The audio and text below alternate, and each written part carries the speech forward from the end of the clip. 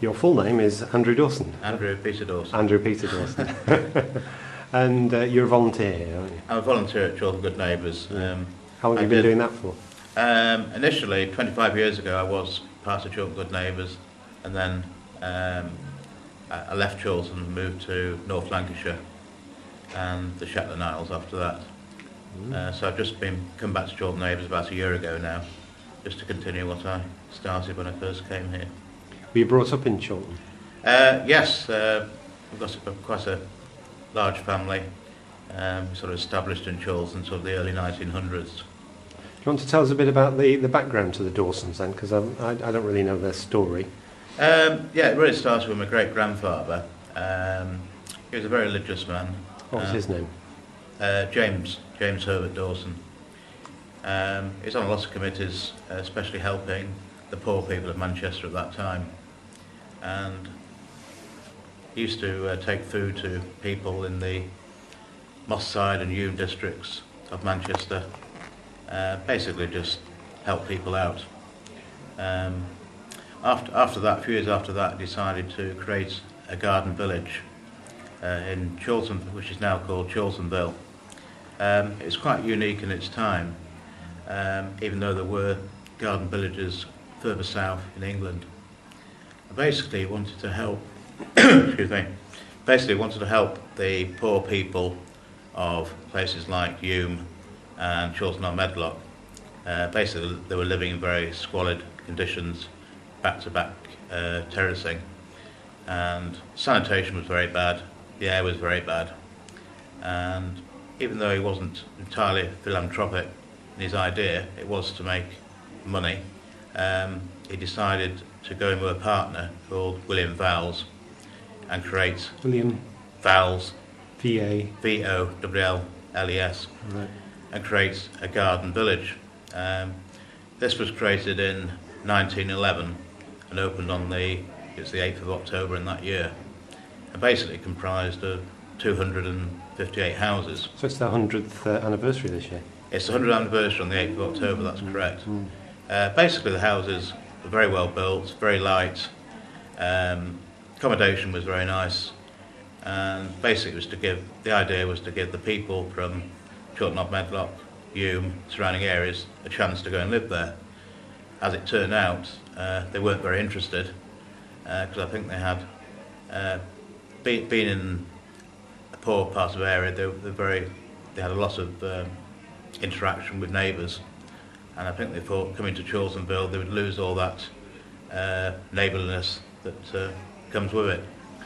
So in the end, great-grandpa had to let the properties out, and he let them out basically to white-collar workers of the time.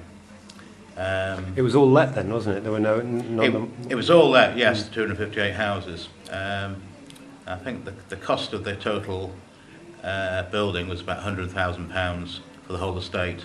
Wow. Yeah. The rent was about £35 a year, and eventually over the years the tenants had a chance to buy the properties, and I think they paid £350 per house. Now that you're talking about £500,000 per house. But at the time it was a pioneering idea, and there were benefits. You had tennis courts there, you had a bowling green as well, so it's a very nice place to live, and I think It still is. yeah, today I think it's still classed as quite desirable. My grandpa, he had 4 sons, and they were all variously involved in businesses around sort of Manchester area. My grandfather, Frank Dawson, he continued the estate agency business that my great-grandfather had left.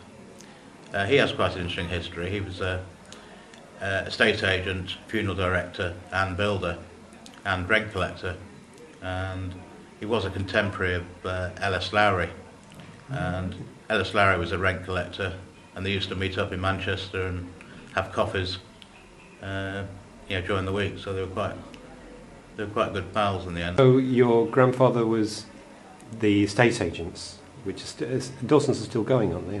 No, it's been going for about 80 years, and it closed down about 1989. Did it? Oh, right. Yeah. but I still carry on the renting side of the business. My father took over the business from my grandfather. He was a chartered surveyor, and I came in the sort of 1980s and was there for about 15 years. Did you, when you say you were brought up in Chorlton, whereabouts in Chorlton were you brought up? I was brought up in, first of all, I lived in Whalley Range, then we moved to Claude Road in Chorltonville. When were you born, by the way? 1958. 1958, so Yeah. So you started off in Whalley Range?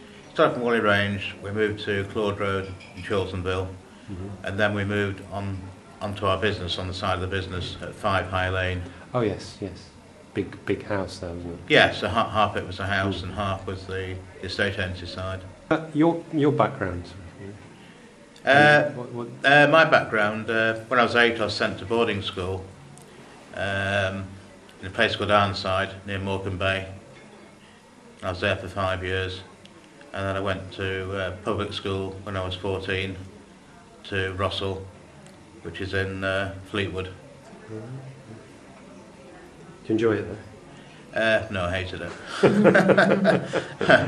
Especially, I think I was too young to go to boarding school at 8. It was a very bad time. It was quite a good school, but there was a lot of bullying, and wasn't very nice. And coming back to it, what have you noticed about the changes that have occurred here? I'd say it's a lot more cosmopolitan here now. Lots of a big student population, and it's a lot more mixed. And I'd say there's very few people I know now in Chorlton, because all the old people I used to know have already passed on or moved away. So it's quite a transient sort of place. Yeah, even I say bohemian, you know. Yeah. Do you think it's got, I mean, better or worse? So usually people, when they're looking back, they always see it as better, but I mean, you don't have to. Yeah, I think, being nostalgia, I think sort of 30, 40 years ago, the old village part of Chorlton, which is sort of Beach Road area, everybody knew everybody else. And now there's only a few shops remaining which have been there, for a long time, such as the bakery, Richardson's Bakery on Beach Road. Etchells is quite a long-established one.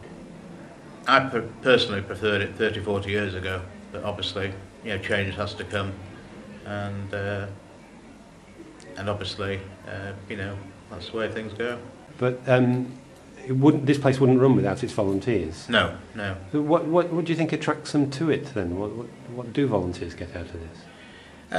I think it's helping less fortunate people, helping people who are lonely, and you do get a great deal of satisfaction out of cheering people up. Sometimes elderly people don't have any neighbours, they have no direct contact with the family, and they're very, very appreciative of people going around and just having a chat and a coffee, and they often tell you what's worrying them, and you sort of try to appease them and just make the life quality a bit better. If Chorlton Good Neighbours wasn't here, how would you feel about that? What do you think? Well, I think now it's an institution, so if it went, it would be very sorely missed. I don't think the council will be able to replace it. Thank you very much. Thanks very Okay, much. thank you. Yeah.